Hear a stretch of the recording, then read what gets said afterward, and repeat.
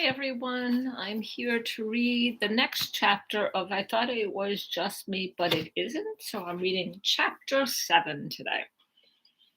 So sit back, relax, get comfortable, and I'm going to read chapter 7 for you. Practicing courage in a culture of fear. There may be more powerful relationships. There may be no more powerful relationships than the ones that exist between fear and shame. These two emotions often work together to create the perfect emotional storm. Shame leads to fear, and fear leads to shame. They work together so furiously that it's often hard to tell where one stops and the other one begins. Shame, or our fear of disconnection, causes us to be afraid of many things. The issue that I see affecting women the most are our fears of being imperfect, ordinary, and uncool and vulnerable.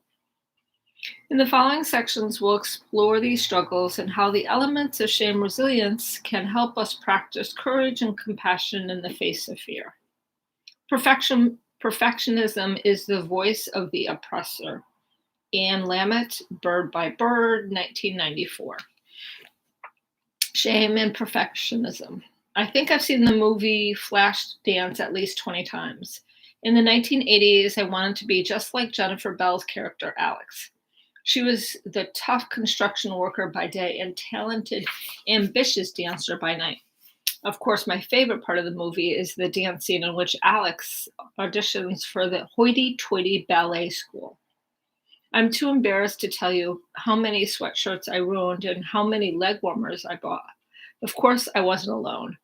Nothing took the mystique out of my secret flash dance fantasy, like showing up to meet friends for dinner and realizing that all 6 of us have permed hair, headbands, and ripped sweatshirts. We all wanted to be Alex and flash dance. She was perfect. Ripped clothing looked sexy. Wielding looked exciting. Ballet looked cool, and breakdancing looked easy. But alas, the perfection was only an illusion. I was disappointed to learn that the film director used 4 different people to create the audition sequence. Jennifer Bell's beautiful face, a professional dancer for the ballet scenes, a champion gymnast for the leaping and jumping, and a male street performer for the breakdancing. All of those bad perms and all that money for the leg warmers, for what? To try and achieve some level of perfection that doesn't exist. If most of us stopped to examine the expectations we set for ourselves, we would discover that, like the scene in Flashdance, our concept of perfection is so unrealistic that it can't exist in one person. Instead, it's a combination of pieces or snippets of what's perceived as perfect.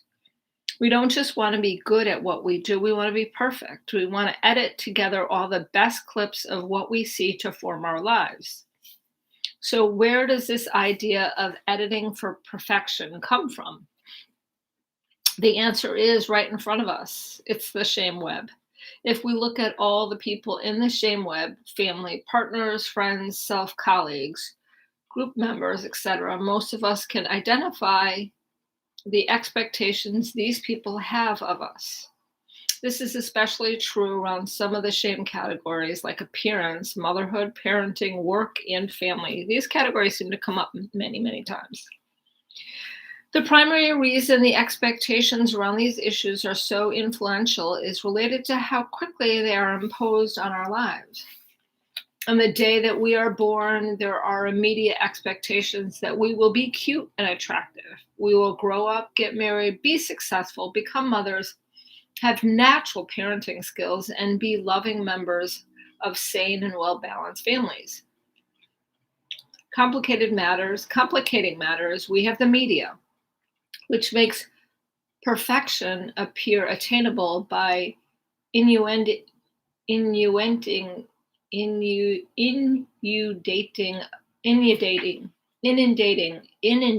us with images that are quite literally edited for perfection. Let me say that again. Complicating matters, we have the media, which makes perfection perfection appear attainable by inundating us with images that are quite literally edited for perfection. So keep that in mind. Every time you watch something, it's edited. We stare down our newborns and fast forward through their lives, thinking and dreaming about their potential. As parents, we even think, I haven't screwed up anything yet. They could have it all. In some families, these expectations are spoken loud and clear. In other families, they are more latent. But regardless of how they are articulated at home, girls and women have these messages reinforced on a daily basis. But what we see on television, the books we read, the toys we're given to play with, the conversations we overhear, and what we are taught by educators and peer groups. The powerful effect of these expectations can easily be seen around the issues of body image, caregiving, and motherhood, three of the biggest perfectionism struggles that emerge from the research. Let's look at these issues, starting with body image. Body image. When I first identified the shame categories, appearance stood alone and was meant to capture all parts of how we look, including body image. But as I continued to collect data, I realized that the specific topic of body image has more than earned its place on the list of shame categories. While appearance is a broad category that covers everything from body image to clothing, fitness, and style, body image is the driving force behind appearance shame. In fact, body image is the only issue that comes closest to being a universal trigger, with more than 90% of the participants experiencing shame about their bodies. Body shame is so powerful and often so deeply rooted in our psyche that it actually affects why and how we feel shame in many of the other categories, including sexuality, motherhood, parenting, health, aging, and a woman's ability to speak out with confidence. Our body image is how we think and feel about our bodies. It is the mental picture we have of our physical bodies. Unfortunately, our pictures, thoughts, and feelings may have little to do with our actual appearance. It is our image of what our bodies are, often held up to our image of what they should be. While we normally talk about body image as a general reflection of what we look like, we can't ignore the specifics, the body parts that come together to create this image. If we work from the understanding that women most often experience shame when we become trapped in a web of layered, conflicting, and competing expectations of who, what, and how we should be, we can't ignore that these are social community expectations for every single tiny part of us, literally from our heads to our toes. I'm going to list our body parts because I think they are important: head, hair, neck, face, ears, skin, nose, eyes, lips, chin, teeth, shoulders, back, breast, waist, hips, stomach, abdomen, buttocks, vulva, anus, arms, wrists, hands, fingers, fingernails, thighs, knees, calves, ankles, feet, toes, body hair, body fluids, pimples, scars, freckles, stretch marks, and moles. Again, I bet if you look at each of these areas, you have specific body part images for each one of them, not to mention a mental list of what you'd like to look like and the unwanted identities that you want to avoid. When our very own body fills us with disgust and feelings of worthlessness, shame can fundamentally change who we are and how we approach the world. Consider the woman who stays quiet in public out of the fear that her stained and crooked teeth will make people question the value of her contributions. Or the woman who told me that the one thing she hates about being fat is the constant pressure to be nice to people. She explained, if you're bitchy, they might make a cruel remark about your weight. The research participants also spoke often about how body shame either kept them from enjoying sex or pushing them into having it when they didn't really want to, but were desperate for some type of physical validation of worthiness. There were also many women who talked about the shame of having their bodies betray them. These were women who spoke about physical illness, mental illness, and infertility. We often conceptualize body image too narrowly. It's about more than wanting to be thin and attractive. When we begin to blame and hate our bodies for failing to live up to our expectations, we start splitting ourselves in parts and moving away from our wholeness, our authentic selves. We can't talk about shame and body image without talking about the pregnant body. I think there are stages to the pregnant body, each susceptible to shame in its own way. First, there's a woman who wants to become pregnant. I heard story after story about the pressure to be thin and in top shape before becoming pregnant. As we saw from the quote earlier in the book, one woman took her own health and her prenatal care into her hands to avoid being shamed by the doctor because she feared she was too fat to be pregnant. Next, there is the pregnant body. Has any body image been more exploited in the past few years? Don't get me wrong. I'm all for exploring the wonders of the pregnant body and removing the stigma and shame of the pregnant belly. But let's not replace that with one more airbrushed, computer-generated, shame-inducing image for women to not be able to live up to. Movie stars who gain 15 pounds and have their stretch marks airbrushed for their "look, I'm human too" portraits do not represent the realities that most of us face while pregnant. Last, there is the post-pregnant mother body. When women spoke to me about their post-baby body image struggles, I heard more than experiences of shame. I heard grief, loss, anger, and fear. In addition to the weight gain, hemorrhoids, and stretch marks, women struggled with the very real and permanent changes that we often experience after pregnancy and delivery. Again, the media is a very strong force in the expectation setting done around post-pregnancy body images. Within a week, we're expected to be back in our low-rise jeans, midriff-bearing t-shirts, sporting a $500 diaper bag, and carrying our children around like the year's hottest accessory. Yeah, right. Parenting is also a shame category affected by body image. As admittedly vulnerable, imperfect parent, I'm not one to jump on the blame parents for everything, especially the mothers, bandwagon. Having said that, I will tell you what I found out in my research. Shame creates shame. Parents have a tremendous amount of influence on their children's body image development, and girls are still being shamed by their parents, primarily their mothers, about their weight. When it comes to parenting and body image, I find that parents fall along a continuum. One side of the continuum, there are parents who are keenly aware that they are the most influential role models in their children's lives. They work diligently to model positive body images, self-acceptance, acceptance of others, no emphasis placed on the unattainable or ideal, focusing on health rather than weight, and deconstructing media messages, etc. On the other side of the continuum are parents who love their children just as much as their counterparts, but are so determined to spare their daughters the pain of being overweight or unattractive, and their son the pain of being weak, that they will do anything to steer their children towards achievement of the ideal, including belittling and shaming them. Many of these parents struggle with their own body image and process their shame by shaming. Last, there are the folks in the middle who really do nothing to counter the negative body image issues, but also don't shame their children. Unfortunately, due to societal pressures in the media, most of these kids do not appear to develop strong shame resilience skills around body image.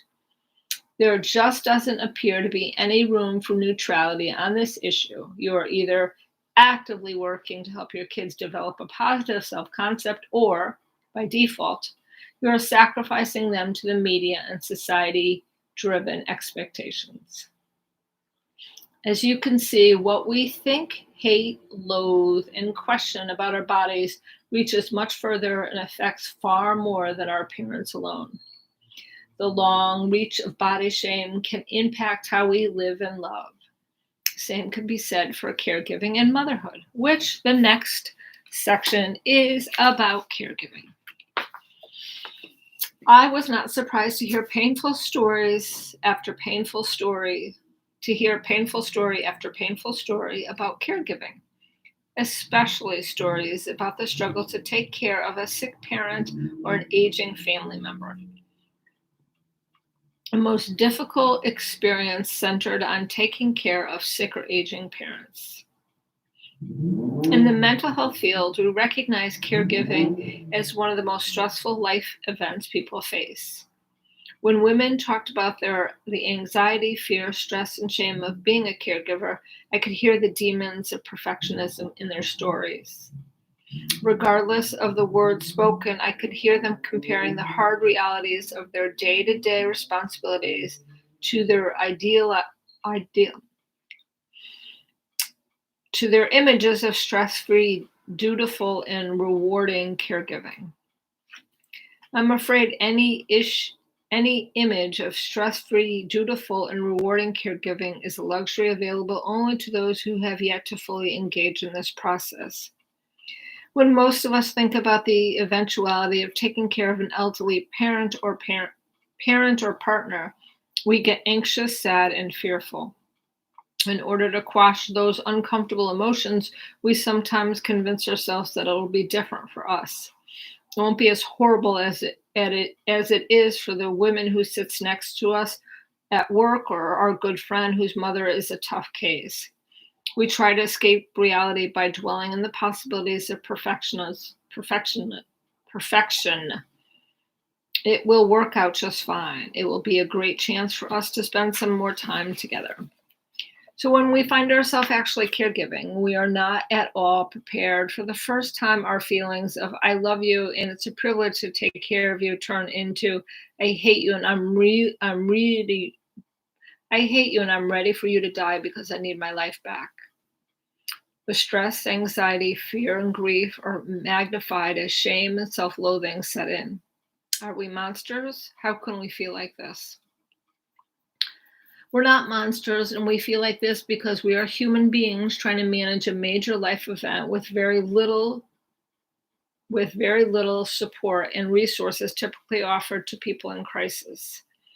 During the interviews, women in caregiving roles were incredibly hard on themselves. They often sounded disappointed and sometimes even disgusted by their lack of natural caregiving skills. As I probed deeper about this disappointment, many of them compared their caregiving experiences to parenting. They saw themselves as good, kind people whose nurturing skills had somehow failed them. People often make the mistake of comparing caregiving with parenting. On the face of it, this might make sense. But if we really examine the differences, we could see how absolutely different they are and how believing they are the same sets us up for shame.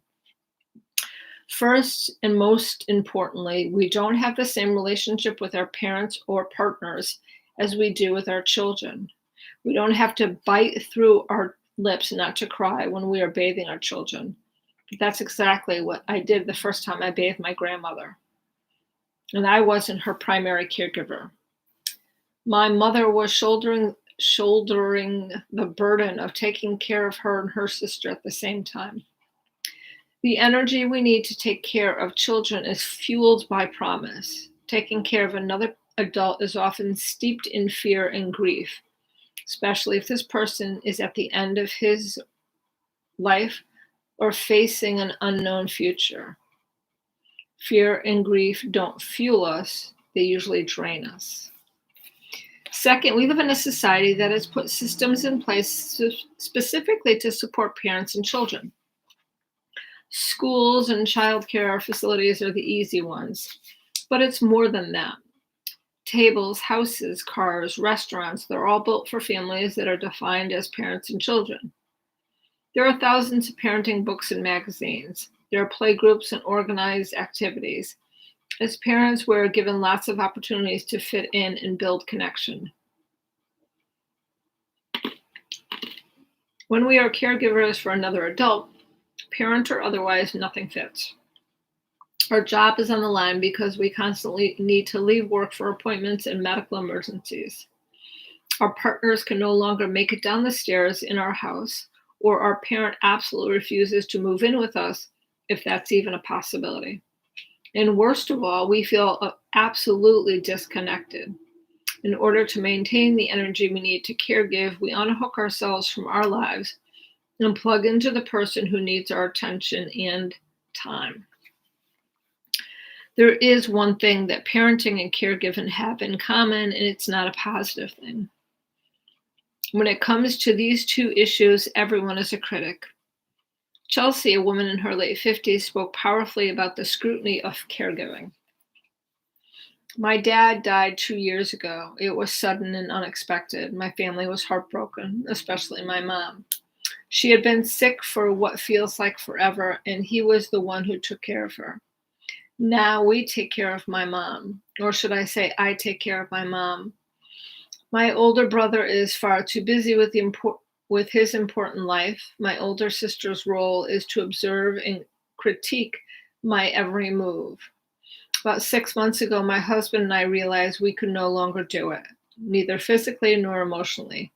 We decided to put mom in an assisted living facility close to our house. Well, my brother and sister were appalled. My sister actually said, "I can't believe you're going to put her in a prison like a criminal." My brother just said, "Absolutely not," in this very matter-of-fact tone. Of course, both of them said due to their hectic life, they couldn't do any more than what they were doing. When I told them we had no choice, they said it was cruel and they wouldn't help pay for it. She's still living in our house. I still go over there every day on my lunch break or after work. My brother and sister choose to think everything is just perfect, even though my mom is getting worse and it's getting more dangerous for her to live by herself. And me, my marriage is on the rocks. My boss is always pissed, and I'm at my personal breaking point. Chelsea's story captures many of the complexities of caregiving. After we look at the motherhood and a few of the shared triggers around perfectionism, we'll examine the resilience strategies that can help us reality check the expectations and make this complicated issue even more difficult. Motherhood. While motherhood and parenting are certainly related, they emerged as two distinct shame areas. Mother shame is about our identities as mothers or our identity as women who are not mothers. Parenting shame is focused on how we raise and interact with our children. Mother shame is an overwhelming issue for women. Every single participant in a mother role identifies mother shame as an issue. And because motherhood is an identity that is so closely tied to being a woman, it becomes clear that you don't have to be a mother for motherhood to be a shame issue. As we learned in the powerful guide on understanding infertility, women struggle with infertility, talked passionately about the mother shame in their lives. So did women who have chosen to delay having children or not to have children. Society views womanhood and motherhood as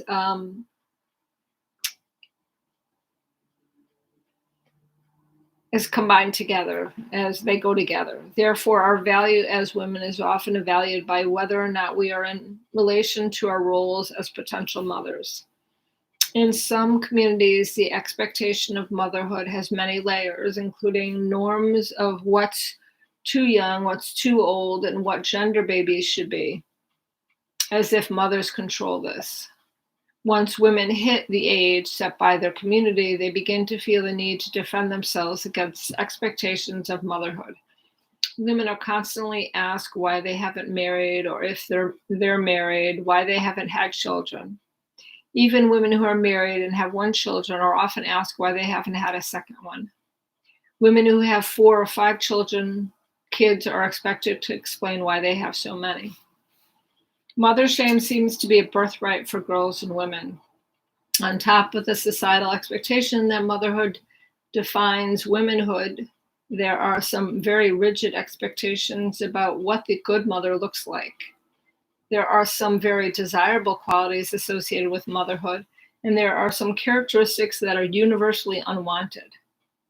Interestingly, to be perceived as trying too hard was identified as an unwanted characteristic, not only for motherhood, but also for the areas in this category. We want perfection, but we don't want to look like we're working for it. We want it just to materialize somehow. Poof, there it is. Poof, there it is. You don't have the time or talent to look that messy. Even though I hear this every day, I bring my stack of Meg Ryan's pictures to my hairstylist. I still don't believe her. All I want is Meg Ryan's hair. The last time I asked, I want to look like I just rolled out of bed. How hard could that be? She spit back, it takes 2 hours and 10 people to get that natural look. Get over it. We want to be natural beauties, natural mothers, naturally good parents. We want to belong to naturally fabulous families. Think about how much money has been made selling products that promise the natural look. And when it comes to work, we love to hear she makes it look so easy or she's a natural. The research participants really exposed an interesting perfection paradox. Imperfection brings shame, and working too hard for perfection brings shame. In the age of instant gratification and celebrity for celebrity's sake, it is easy to understand how we've fallen for the idea that we can just want something bad enough and poof, there it is. How many of us have fallen prey to the saying, it shouldn't be this much work, or it just doesn't come naturally for me. It must not be my thing. Or I've heard people say, there's got to be something wrong with me because it doesn't come naturally to me. Yes, there are naturally talented people, but for most of us, including the celebrities, superstars, achievement is about hard work and commitment. 95% of the people who are in great shape and have healthy bodies work at it a lot. I know several people who possess parenting skills that I really respect, and they work at it a lot. They talk about parenting as a skills-based job that requires training, practice, and a significant time investment. They read, they take classes, they practice, and they evaluate their techniques and strategies. The same applies to family and motherhood. There is a direct correlation between input and output. The areas in this category are like other skill-based endeavors. If you have reasonable goals, the more you invest your time and resources and the more you practice, the more likely you are to reach those goals. A couple of years ago, a doctoral student told me, I'd love to write a book. I've been collecting materials for several years. I just don't think I can do it. When I asked her what was stopping her, she stared down at the ground between us and said, it's not easy for me. Writing is so stressful. I'm not like you. It just doesn't pour out of me. Plus, I'm not very thick-skinned, and they say writers need to be able to laugh off criticism. I could sense that she felt some shame as she explained this. Part of me felt real empathy for her. The other part of me was a little pissed off. I stood there thinking, writing just doesn't pour out of me. I tweeze it out one word at a time. Sometimes it's not too bad, and other days it's excruciating. In criticism, every writer I know struggles with criticism. You work at becoming better at hearing it, but it's painful, especially when it's personal. When we believe that success should be effortless, we simultaneously set ourselves up for shame and diminish the efforts of people who are working on their issues around us, around perfectionism. We become part of our own shame web and other women's shame web. How many times have we discussed somebody's efforts because we have bought into the expectation that family or motherhood shouldn't be that hard? Marriage, parenting, health, careers, motherhood, each of these requires a tremendous amount of work. And trying to balance the demands of these 5 areas might be the defining challenge of our lives. We need to reality check our expectations. Just because we don't sit down and channel the great American novel in 1 week doesn't mean we won't be good writers. We need to remember that behind every naturally gifted person is normally a huge amount of work, dedication, and commitment. Defending our lives. When I spoke with women about the pressures of perfection, they were quick to explain that failing to look, love, and work perfectly was only part of the problem. Of equal importance is the shame that stems from what we are willing to do to appear perfect or hide our imperfections. When perfection is the expectation and or the goal, we are willing to put a lot on the line to maintain and protect our image. Here are some women's stories. Shame is being married for 20 years and never walking around naked in front of your husband, not even once. I lie to people all the time. I tell them my father lives in New Jersey. He's been in prison for 6 years. I'm more ashamed of myself for lying than I am of my dad for being in jail. It's one thing if your family is different because your parents are divorced or something. It's different if your dad is a felon. My husband had an affair last year. I haven't even told my best friend. Everyone loves my husband and thinks we are a great couple. I know if I told her, she would think less of both of us, not just him. I want to go back to school and finish my degree, but with my kids and my part-time job, I just can't imagine being able to do it like I want to. I'm afraid I'll get a B or C. I don't want to do it unless I can do it 100%, so I don't go. I just tell people my parents travel a lot. Last year, I was the only freshman in my dorm whose parents didn't come for Parents' Weekend. I didn't invite them. They are racist and hateful, and they think the whole world is out to get them. My dad thinks everyone owes him. When I was growing up, I was always embarrassed for anyone to come to my house. It's like they're from a different planet.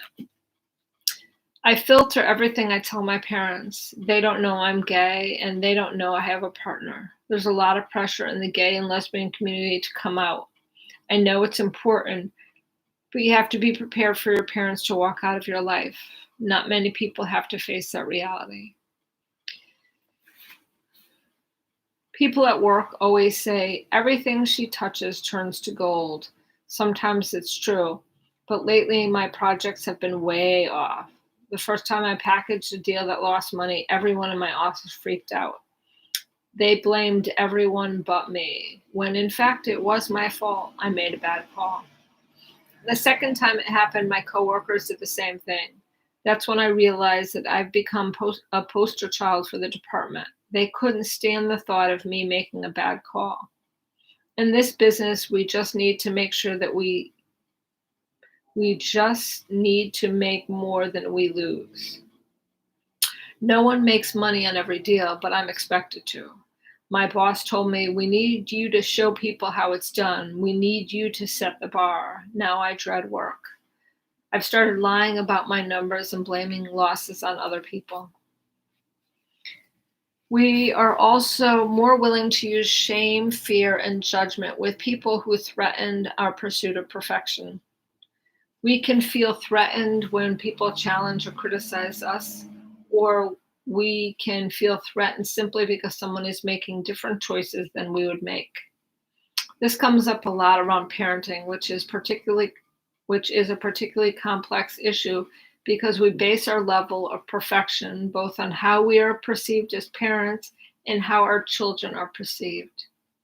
As the examples throughout the book, and certainly several of the ones below, demonstrate, we are very susceptible to using shame, fear, and judgment against our children when they engage in behaviors that damage the parenting issue we are trying to create. When my husband and I told my parents that we had decided not to have children, they fell apart. They kept asking, "What's wrong with you? How could you do this to us?" My mother actually said, "It's a disgrace to the family. Everyone will think there's something wrong." I had known it would be hard, but it was far worse than I had imagined. My parents' dad was on one of his regular tirades yelling at her about being lesbian. He was calling her a butch and telling her she was an embarrassment to their well respected family. Then right in front of me he says, and of all the things you have to be a butch with a colored girlfriend. I remember just standing there thinking he did not just say that. We're not talking about Archie Bunker here. We're talking about a 50-year-old, overeducated oil and gas executive. Shame really causes people to act crazy. My husband is very tough on our son. He puts a lot of pressure on him. He wants him to get perfect grades and be the best baseball player at the school. I try to soften my husband up, but it never works. I see my son's stress. I used to talk about it with the other baseball moms, but I stopped. They started giving me a really hard time. They say the other kids think my husband is cruel and unfair. The other mothers think my husband and I are ruining my son's life. I have no idea what to do. I just stay quiet. In more extreme cases, our inability to expose imperfection can mean putting ourselves and or the people we care about in real danger. When I was pregnant, all my girlfriends said, "Oh, just wait, just wait. You're going to feel love that you never felt before. It's amazing." They'd go on and on. And after my first child was born, my son, I got really depressed and I actually didn't feel anything towards him. I just felt sad and overwhelmed and really wanted to go back in my life to a time before I even got pregnant. To feel like that when you look at your new baby, I was so ashamed. I thought, my God, I'm going to be one of those moms that my son's going to turn out to be a crazy person and I'm a crazy person. My husband was so freaked out. I think he thought he was married to a monster. I don't think he knew what to say. And my mother-in-law just kept saying, "Something is wrong. She's not normal. Something is wrong. She's not normal." For 2 months, my life was a living hell. I wouldn't go to the doctor because I was too ashamed. Finally, when it got so bad I could barely function, I was afraid my family was going to put me away. I forced myself to go to the doctor. The doctor explained that some women experience depression after having a baby and it could be based on hormones. She said it could happen to me even if I'm normally a loving person. I got on medication, which that's pretty bad itself, but it's not as bad as feeling nothing towards your child. Within 2 months, I felt normal again. I just looked back at that time and know that was the darkest place I've ever been. I'm ashamed at how much I absolutely hate my body. I mean, I hate my body sometimes so much that I wish I'd get sick. I mean, really sick. So sick that I lost 30 or 40 pounds. I don't want to die, but if I could just be sick enough, I don't even care how miserable I'd be. But if I could be sick enough to lose 30 or 40 pounds and then be well, it would be worth it. I mean, can you imagine hating your body that much? It's like I'm ashamed of my body and I'm ashamed of how much I hate it. My daughter is on drugs and my son's in junior high is failing school. When your only job is raising your kids and they're both failures, then you're a failure. My friends keep telling me I need to get help for my daughter, but I don't know what to do. I can't tell my husband, he'd go nuts. I know she drinks and drives, but if I take her car away, he'd want to know why. At some point, I realized that refusing to see a doctor because I was ashamed of my body and being overweight was tantamount to suicide. It had to get that bad before I could force myself to go to the doctors. Sometimes I have unprotected sex. I know it's stupid, but it's such a turnoff to guys. It's hard enough being 30 and single. I don't want to be the safe sex police on top of that. If I ask and they pretend like they don't hear or say that they don't want to, I'm not comfortable making it an issue. As these quotes demonstrate, pursuing perfection can be as dangerous as it is unfulfilling. Sometimes the risks we take are not as obvious as the ones above. One example of this is my own struggle with being perceived as an overprotective and uptight mother. Between my experiences as a social worker and Steve's experience in pediatrics, can't pronounce anything today. I've seen a disproportionate number of bad things happen to children. Sometimes it's difficult for me to tease out the fear from the reality-based concerns. Two issues that are particularly important to me are gun safety and seatbelts. If Ellen is invited to play at somebody's house, I want to make sure there aren't loaded guns in the house. And I want to make sure that she's properly restrained in the car seat if she's going to be in a car. For the past few years, she's been young enough that we've accompanied her to play dates. But as she gets older, that's changing. Sometimes I find myself silenced by the shame of appearing obsessively worried. I don't want to be perceived as that hysterical, hovering mom. I've had to really reach out to my connection network for support and help reframe the issues. A friend of mine who works in a teen pregnancy prevention program told me what she tells the kids. If you aren't comfortable enough to talk about condoms with somebody, that means you don't know them well enough to have sex. Now, rather than thinking, I hope they don't think I'm crazy, I think, if I'm too ashamed to talk about these issues, I'm probably not comfortable enough with these folks to let Ellen go to their house unsupervised. Perfectionism and shame resilience. To better understand how each of the four elements of shame resilience can help us overcome perfectionism, I'll share another story about one of my personal struggles with perfectionism. When I was pregnant with Ellen, several companies, including a computer manufacturer, had advertising campaigns that featured young mothers working from home. And the ads portrayed the mother in her bunny slippers working away at the computer while her child gazed lovingly at her from the play mat situated right next to the desk. The commercials would always end with the mother simultaneously receiving praise and validation from her child and from her professional colleagues. I thought about that image every day. I wanted to be just like the commercials.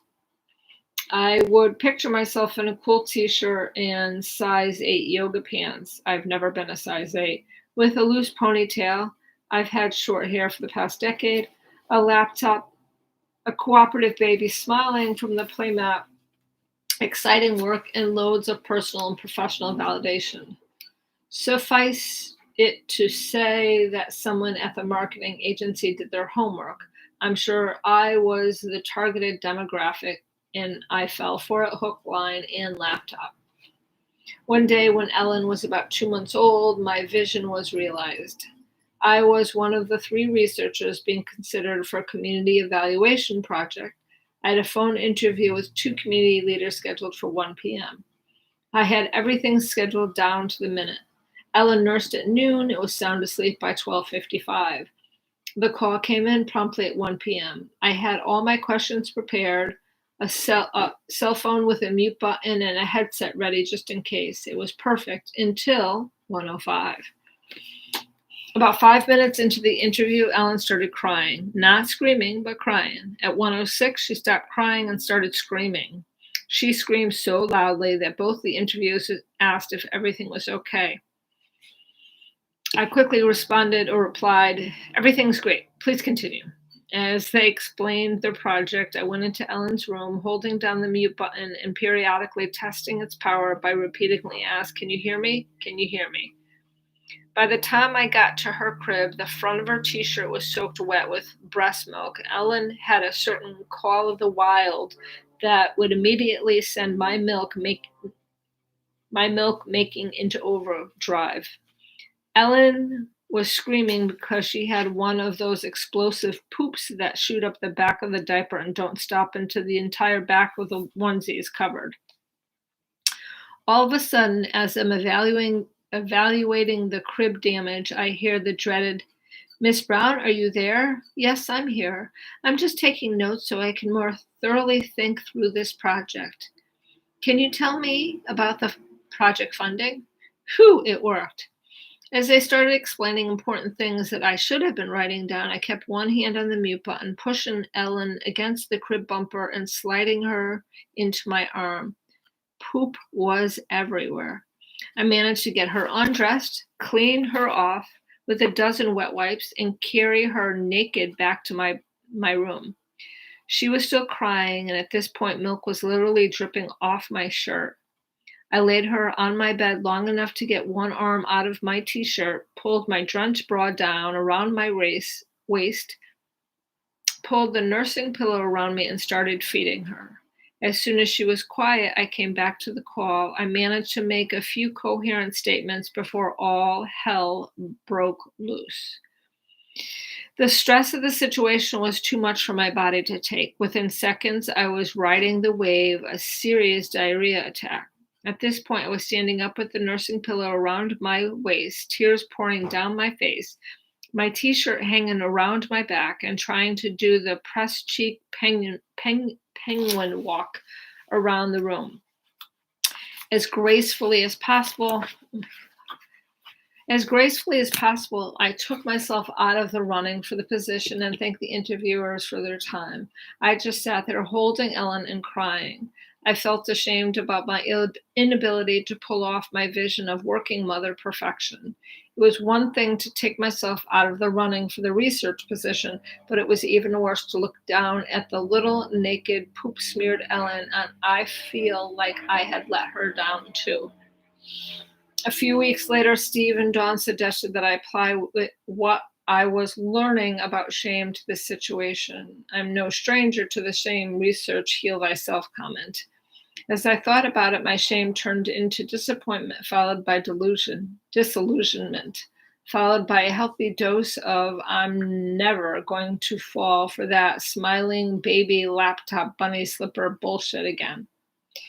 Now when my first time mother friends tell me how they're going to work at home with their newborns, I'm quick to share my story. They often respond by asking, "Can't you just plan your work around the baby's schedule? Can't you just make sure she goes potty before the call?"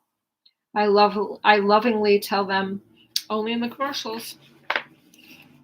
When I apply the 4 elements of shame resilience to the situation, here's what I learned. Recognizing our shame triggers, I did not want to be perceived as incapable of balancing motherhood and work. I did not want to be perceived as needing help. I wanted to be perceived as one of those laid-back, balance everything, don't need help working mothers. I'm still not sure about the origin of the message that fueled that identity. I know some of them came from what I saw growing up in my family. My mom didn't work outside the home until I was in my late teens. She was the room parent, the Girl Scout leader, the swim team mom, the carpool coordinator, etc. That's a picture I had in my head for me, but with work somehow added to the vision. I just do what she did, plus work full-time and finish graduate school. The whole idea that something would have to give wasn't for me. That was for the other mothers, the ones who couldn't do it all. I figured that I belonged to a different group of moms, the ones in the commercials. I like their message better. Buy the laptop and working from home with a newborn will be easy and you'll be hip, cool, and funky. Start your business work from home morning with our coffee and you'll live in a cool loft in Soho and have great clothes. If you buy our detergent, you'll find yourself walking on the beach with your baby in one hand and your promotion letter in the other. Practicing critical awareness, there are expectations that women can do it all, the Superwoman Syndrome. Despite my best efforts and the lessons I've learned, I sometimes still think I can do it all and all at the same time. I think the expectation exists as a result of women striving for equality in the workforce, yet not getting the support and help that is necessary for real equality. I also think they need to do it all at the same time, especially working in mothering is related to the fact that we view motherhood as unpaid, unimportant, easy work. The reality is that raising children is more difficult and rewarding than any job I've ever had. You just don't get formally educated, validated, or paid. Lastly, the entire debate over going back to work versus staying at home is reversed for women who have the resources to think of work as an option. We often blame women for taking on too much, for choosing the superwoman lifestyle. Many women have to do it all, or their kids won't eat, or their kids don't eat. For me, part of practicing critical awareness is constantly decoding messages. Sometimes when people make comments about our choices, it feels shaming and we don't know why. Here are some of the conflicting underlying messages that fuel our shame and self doubt. You are what you earn. Motherhood is easy. What else do you do? You should have a real job. You need your own money and identity. You should be at home. That's your job. If you were a better mother or better professional, you could do both easily. Reaching out. And when it comes to my personal struggles with appearance, family, parenting, motherhood, and work, I'm 100% dependent on my connection network. I depend on them for advice, guidance, support, feedback, validation, praise, and sometimes I need them for plain old hand holding or babysitting. I've worked very hard to build this network. It's now big and strong. I also depend on these people to lean on me. I know it sounds funny, but I want to be in a relationship that works both ways. Receiving empathy is a wonderful gift, but so is offering it. Both giving and receiving make me a better person and help me increase my shame resilience. My shame web around these issues is primarily the media and myself. I constantly work on it, but I'm still vulnerable to magazines and movies. I have to be vigilant about practicing critical awareness and talking to my connection network about these topics. There are also friends and family who can push buttons, especially about parenting and work. Speaking shame. If the goal of speaking shame is learning how to express how we feel and ask for what we need, then I'd say I'm getting better. I'm definitely better at the former. Like many women, I often find it difficult to ask for what I need, especially if I need help or support. During the interviews, an interesting pattern emerged around help seeking. It seems that many women struggle to ask for help or support. So often, we are the caregivers and helpers. We convince ourselves that we shouldn't need help, so we don't ask for it. Then we get angry or hurt because no one offers. We think, doesn't he see me drowning? Why won't she do something? This quickly escalates into a blame and shame situation. We need help, but we don't ask for it. We get angry because we don't get it. We feel ashamed for even thinking someone would help us when we knew they wouldn't. For me, asking for help is a work in progress. Growth and goal setting. As we become more fluent in speaking shame, the power and meaning behind words become more apparent. Women with high levels of shame resilience use very different language from women who are struggling with shame in the same area. For example, when I spoke to women about appearance, motherhood, parenting, work, and family, women who demonstrated high levels of shame resilience spoke about perfection and more about growth. Some of the language pattern I heard include, I want to work on getting better at. I'd like to improve the way I'd like to do a little less of this and a little more of. These are my goals. I want to be perceived as doing my best at. I want to be perceived as trying. When we choose growth over perfection, we immediately increase our shame resilience. Improvement is a far more realistic goal than perfection. Merely letting go of unattainable goals makes us less susceptible to shame. When we believe we must be this, we ignore who or what we actually are, our capacity and our limitations.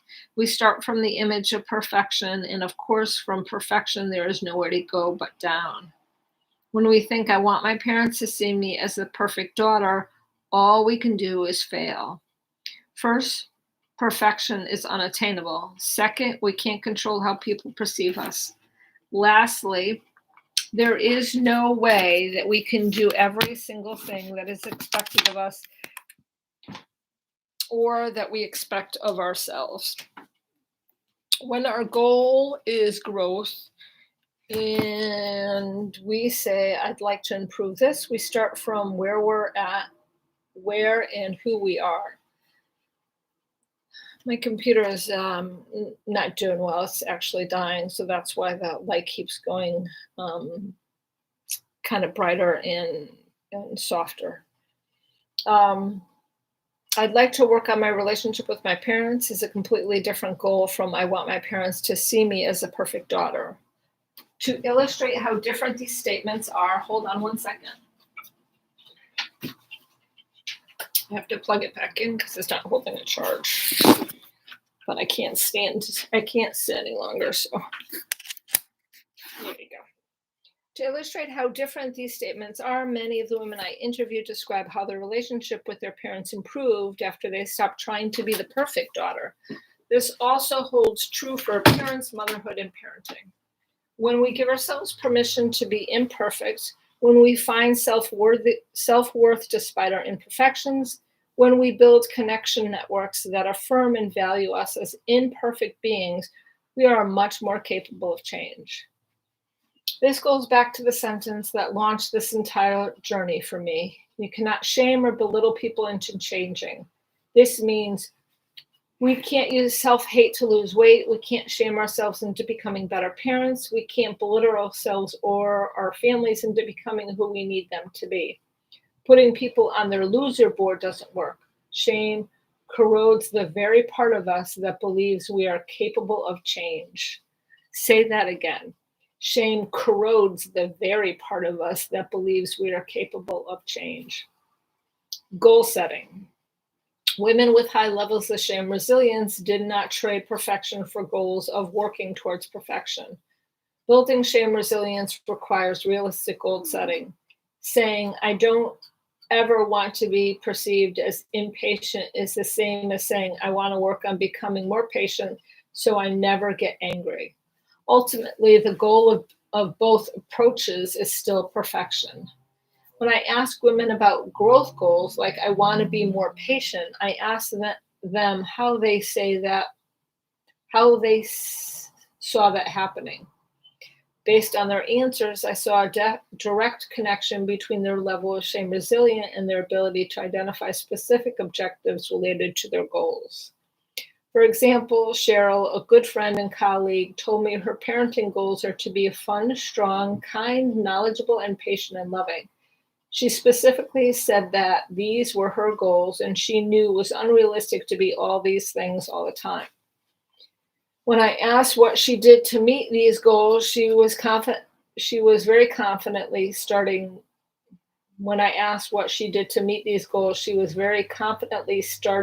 listing simple, measurable, they happen or they don't, tangible objectives. She said, I get sleep. I'm a better parent when I'm well rested.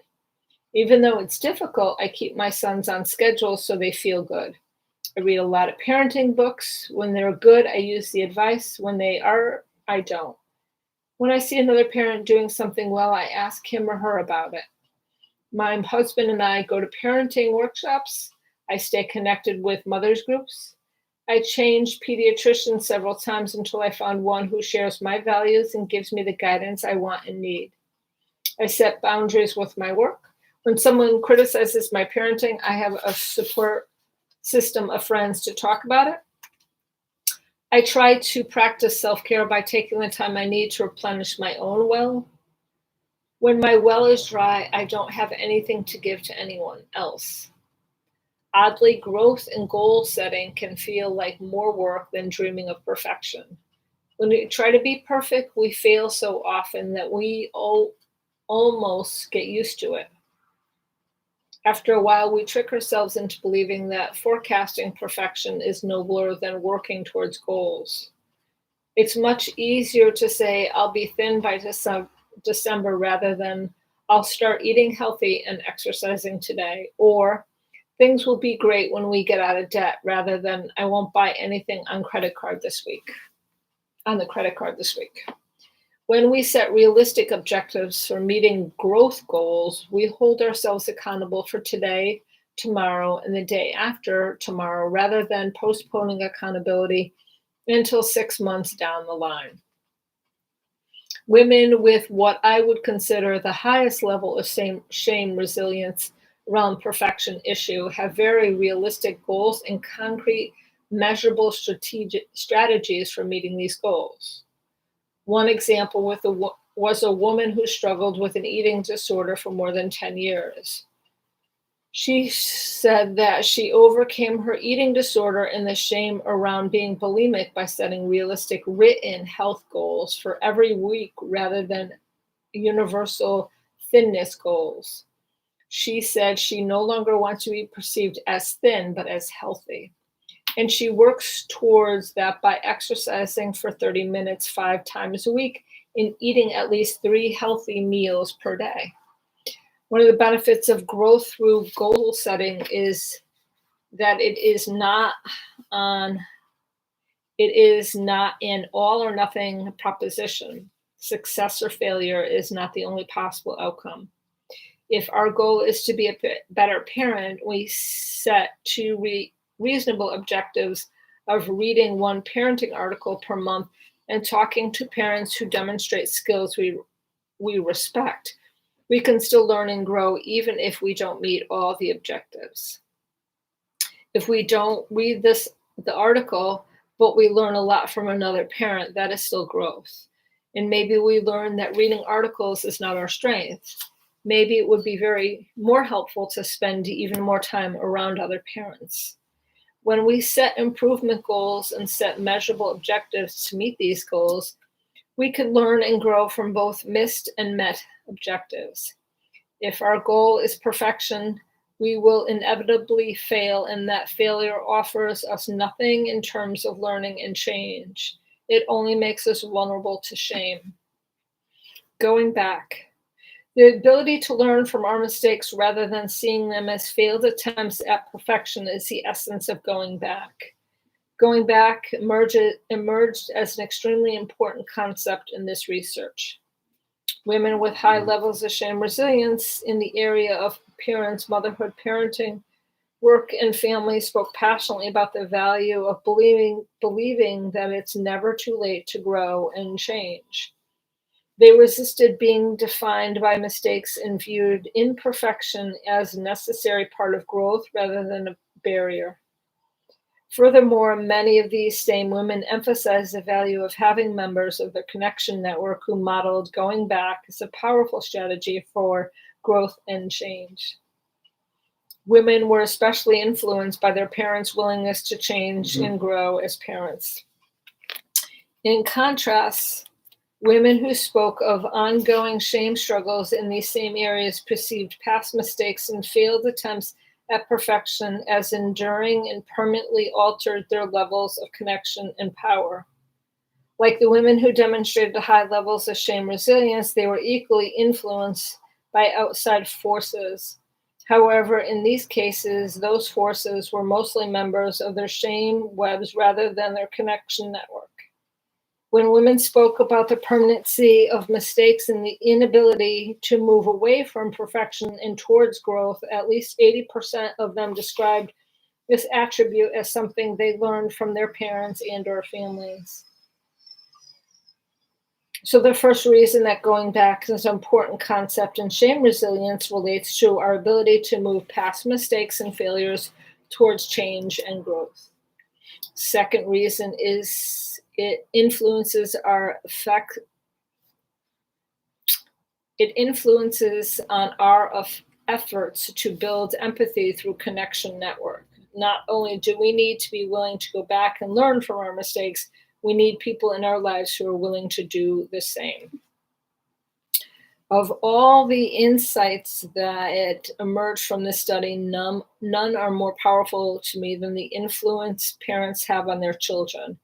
It didn't matter if I'm talking to an 18-year-old or a 60-year-old. Women are greatly affected by their parents' willingness to go back and continually try to improve their relationship with their children. This was clear in all areas, but especially in the areas that fall into the perfection category. Of all the voices shouting expectations or whispering quiet affirmations, the voices of parents were constantly reported to be among the most influential. When parents instill expectations of perfection in their children, it's very difficult for children to exchange that goal for growth and improvement. This is especially true when parents use shame as a tool to enforce expectation.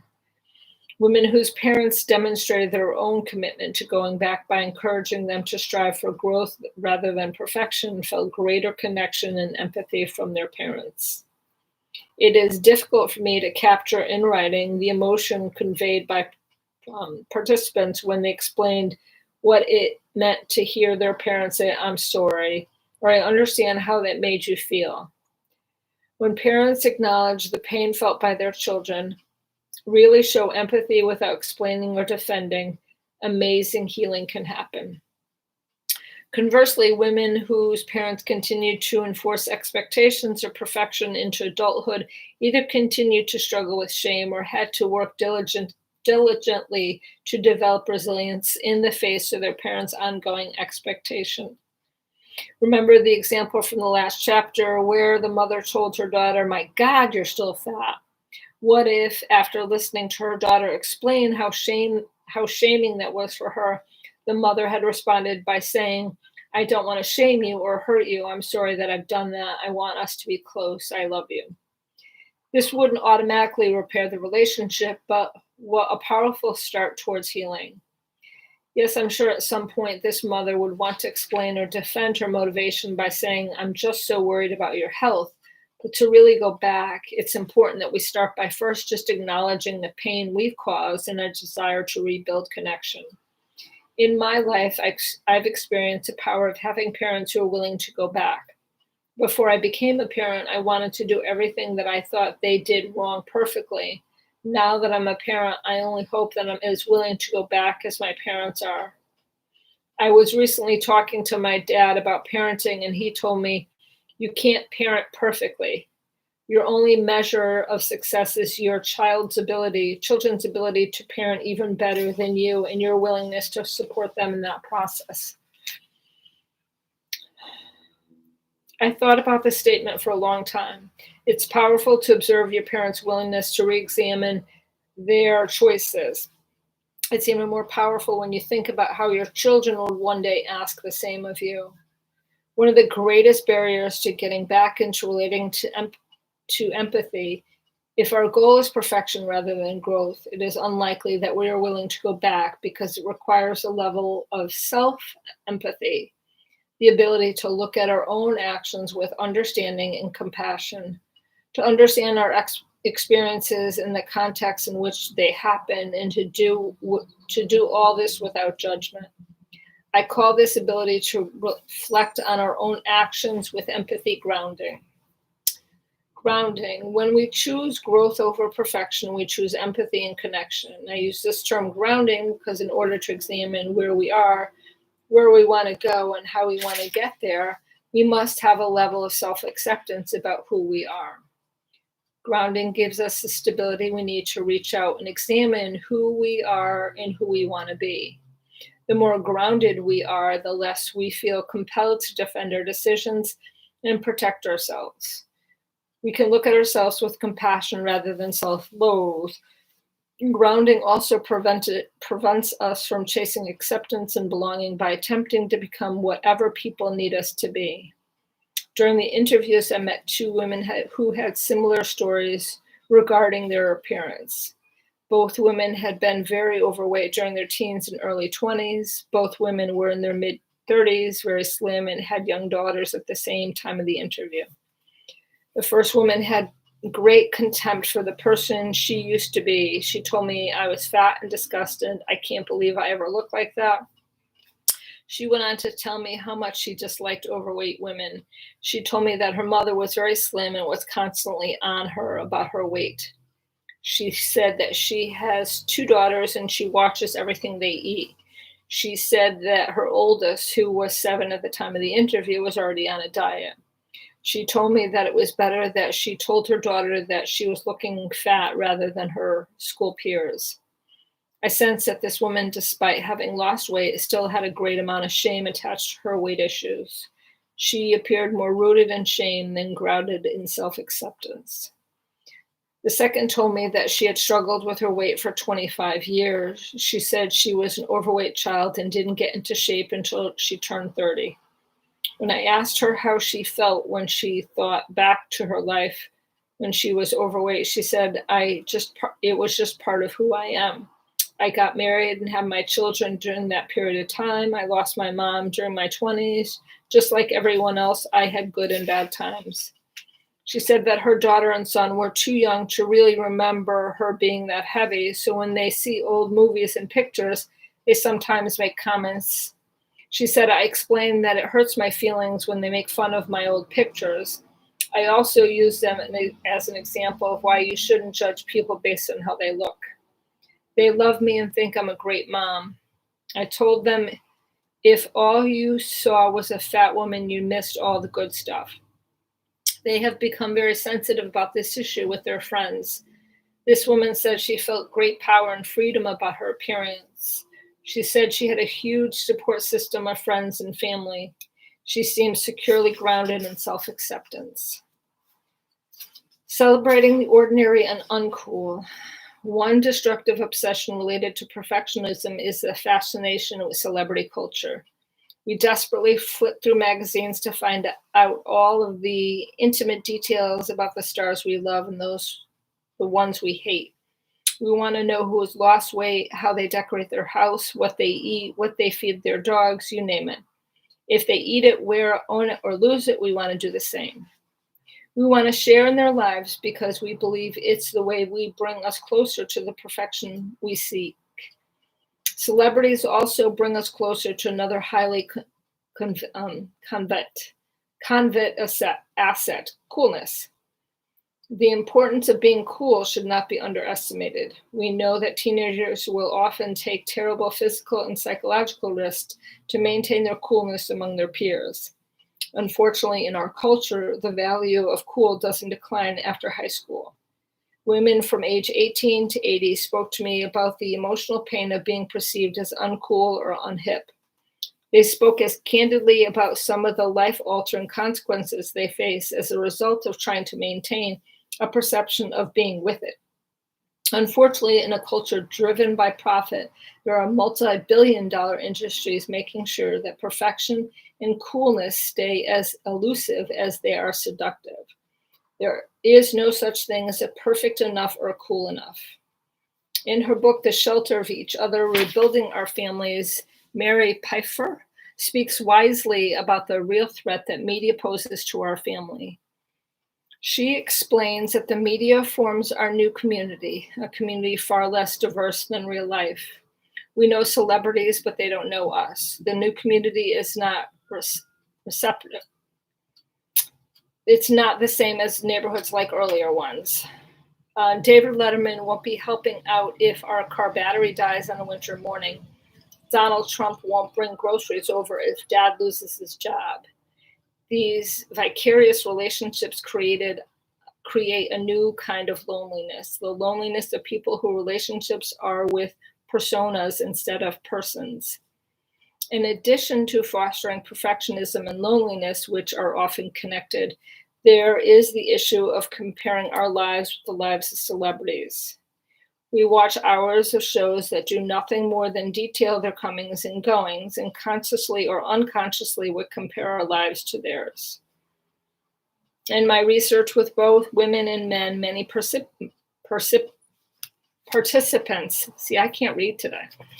Many participants talked about feeling ashamed of their small, boring lives. With very few exceptions, these participants were comparing their lives to what they saw on television or read about in magazines. Dr. Pfeiffer also explains the phenomenon in the context of the new media community.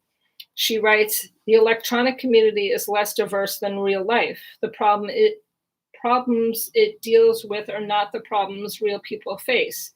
Certain situations, such as young starlets being threatened or handsome men fighting crimes, are overexploded. explored. Other stories, much more common, such as a school board meeting, poetry writing, trips to museum, piano practice, or the delivery of Meals on Wheels, are virtually ignored. People who are not visually interesting, which are most of us, are underrepresented. The stories that are selected are those that make money. Our richness and complexity of real life disappears. In our culture, the fear and shame of being ordinary is very real. In fact, many of the older women I interviewed spoke about looking back on their lives and grieving for the extraordinary things that would never come to pass. We seem to measure the value of people's contribution and sometimes their entire lives, but their level of public recognition. In other words, worth is measured by fame and fortune. Our culture is quick to diminish quiet, ordinary, hardworking men and women. In many instances, we equate ordinary with boring, or even more dangerous, ordinary has become synonymous with meaningless. One of the greatest cultural consequences of devaluing our own lives has been our tolerance for what people do to achieve their extraordinary status. Baseball players who pump themselves full of steroids and hormones are heroes. Corporate leaders with billion-dollar salary packages are envied, even if their employers are losing their pensions and benefits at the same time. Young girls are starting websites and chat rooms to talk about their tricks that celebrities use to hide their eating disorders in order to stay thin and beautiful. Young children are overstressed and suffering from high rates of anxiety due to the overscheduling of extracurricular activities and the emphasis on standardized testing scores. These examples beg the question, what are we willing to sacrifice in our pursuit of the extraordinary? We can use the shame resilience tools to learn more about our fears and our vulnerabilities to cultural pressures. Practicing critical awareness is especially important if we want to better understand the media community that has become part of our lives. Fearing vulnerability. If we're going to recognize and accept what makes us human, including our imperfections and less than extraordinary lives, we must embrace our vulnerabilities. This is extremely difficult because we are afraid to be vulnerable. As I wrote in chapter 1, we equate vulnerability with weakness, and in our culture, there are very few things we abhor more than weakness. When I listen to women talk about their fear of being vulnerable, I heard the same thing over and over. I don't want to share information with someone and have them use it against me. It is extremely painful to share vulnerability or fear with someone, only to have them use it against me as an insult or leverage in an argument or as a fodder for gossip. One concept that emerged across the interviews is what I call the vulnerability hangover. The vulnerability hangover directly relates to our fear of vulnerability, and unfortunately, most of us have experienced it. We've all been in situations where we were with a friend, colleague, or family member, and we feel the deep yearning to connect. Despite the fear, we feel that push or we need to share something meaningful, and before you know it, we let it all out. We've told them everything, shared our deepest vulnerability. The next hour, day, or week, that feeling of regret comes over us like a warm wave of nausea. Oh my God, why did I tell her that? What is she going to think about my family? Who's she going to tell? That's a vulnerability hangover. When we begin to work on our shame resilience, the need to reach out and talk about our experience can be a very strong force. So strong, in fact, that it sometimes leads us to purging with people with whom we have not developed the kind of relationship that can absorb that information.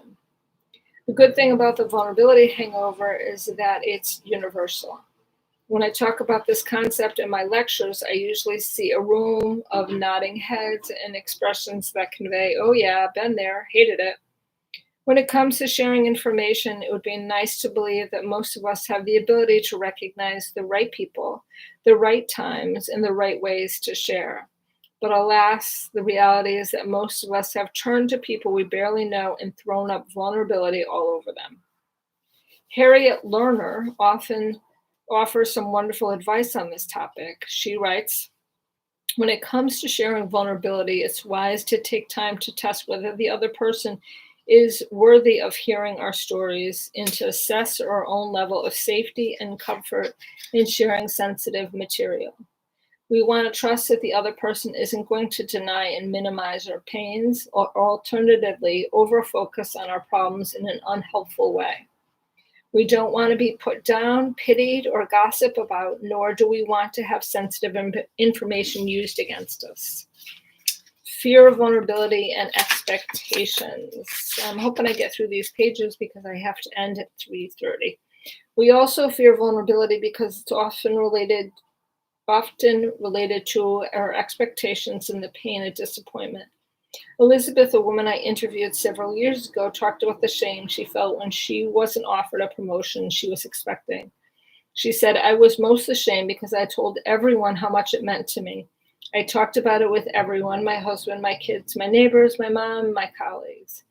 It's not that I told everyone I was going to get it. I was just honest about how much I wanted it. Instead of just feeling sad and disappointed, I felt sad, disappointed, and ashamed.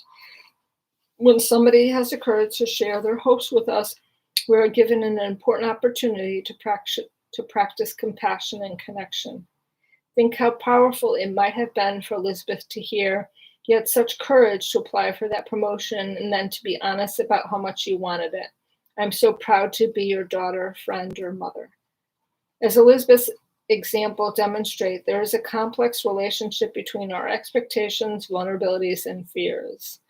When we develop expectations, we paint a picture in our head of how things are going to be and how they're going to look. Sometimes as we go so far as to imagine what they're going to feel like, taste like, and smell like. We put a picture in our head that holds great value for us. We set expectations based not only on how we fit in that picture, but also on what those around us are doing in that picture. And often the failure we feel with those expectations do not come to pass results in shame. When I lose 30 pounds, this is what it's going to look like. If I get accepted into graduate school, this is what's going to feel like. If we can buy this house, all of this will change. If I tell my father how I feel, he will understand. If I do this for my children, they will be very grateful. Sometimes broken expectations lead only to mild disappointments, but in many cases, they lead to shame, especially if vulnerability and fear are at work. Kelly, one of the participants I interviewed, spoke very candidly about how her expectation and fears constantly set her up for shame whenever she was around her mother-in-law. Kelly describes her mother-in-law as very critical of the way she parented, very critical of the fact that she stayed at home with her kids, and very critical of the way she treated her husband, this woman's son. When we talked about her mother-in-law's visit, she described how she planned for weeks, sometimes even months, for the visit. She would go to great lengths to engineer situations that would allow her to demonstrate the kind of parenting and parenting skills she thought would please her mother-in-law. Without fail, every time her mother-in-law visited, nothing worked as planned. Not only did her mother-in-law remain critical, she also saw right through Kelly's transparent efforts to manufacture situations that made her look good. Regardless of what she did, regardless of what we do, we can't control how people are going to respond or react. We lose 30 pounds so we can see the looks on our friends' faces at the class reunion. What happens when there's no look? When we experience anything from mild disappointment to major shame. Kelly told me that she eventually stopped trying to predict and control her visits with her mother-in-law. When Kelly and her husband finally shared their feelings with Kelly's mother-in-law, she was somewhat unresponsive. Kelly finally developed other strategies for dealing with the visits. She limited the duration of the visits, and she prepared for them in much different ways. Rather than trying to control the visit, she surrounded herself with support from her family and her girlfriends. Kelly actually shared this story with me as an example of developing shame resilience. She said that she never expected it to change because she changed. She thought it would change because her mother-in-law would eventually change. I think that's the trouble with expectation. They're often unrealistic and placed on the wrong people. In the next section, we'll discuss an interesting exercise that can help us recognize our fears and reality check our expectation. The life shuffle. The pregnancy shuffle is a very powerful exercise that many hospitals use in their childbirth preparation classes. Expectant parents are given 10 note cards and asked to write one important expectation for the labor and delivery on each card. There's an assumption that families are hoping for healthy outcomes for mother and child, so they're asked not to include those. Women typically write things like vaginal delivery, no epidural, no inducement, no episiotomy, family arrives on time, no forceps, latches to breast immediately, formally feed, and nice nurses. Their cards describe the picture that they're painted in their mind about their labor and delivery. When they're finished and proudly gazing at their cards, they're asked to flip the cards over so they can't see what's on them, shuffling them and picking 5 from the 10. At this point, they're told that these 5 cards out of the other 5 do not. Told that these 5 work out and the other 5 do not. Then they're asked, do you feel prepared if 5 out of the 10 happen rather than 10 of the 10? I think this is a very profound exercise and not just for labor and delivery. We should expand this exercise to the life shuffle. When we develop expectations in our minds that we have entire self-worth riding on their realization, we set ourselves up for shame. Using the life shuffle to acknowledge our vulnerability and fears is a powerful way to reality check some of the expectation. The magnification principle. The life shuffle can help us better understand how much emotions we've attached to specific expectations. But if we're going to address expectations and the fear of vulnerability, we have to talk about how most women are socialized to believe that certain life events are lifesavers. No matter how bad things are, if we find a boyfriend, things will be better. If we get married, they'll be even better. If we have children, they'll be so much better, we won't be able to stand it. Through the research process, I've come to believe that whatever problems you take into a life event will become instantly magnified that moment that hoopla surrounding that life event comes to a close. If you're single and struggling with identity issues, finding a partner will magnify your issues.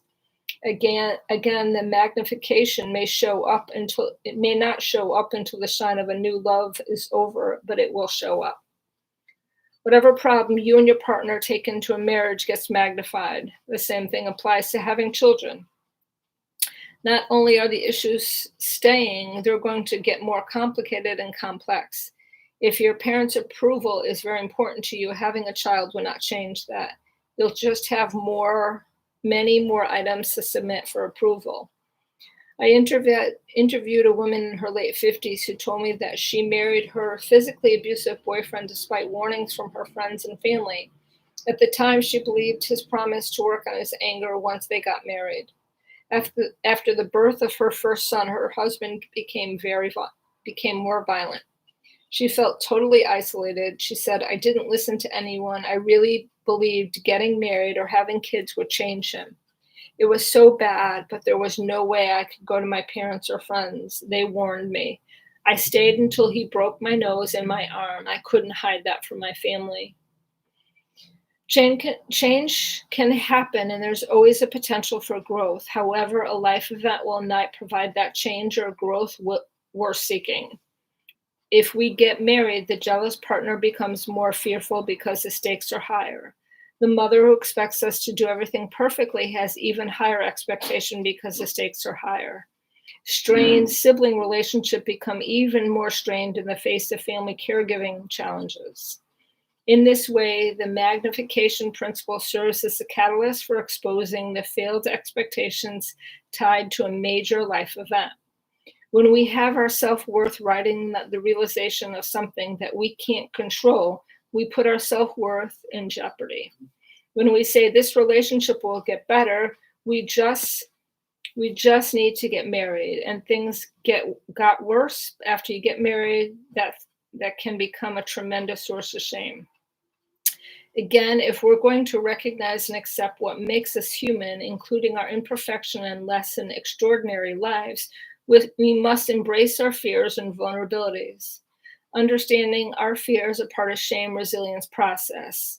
It's also an important piece in building the kind of relationship that we need to have full and connected lives. I have 5 minutes to spare. Thank everyone for listening to that hour and a half of that reading. Thank you. And sorry about all the errors. Have a good day. Bye.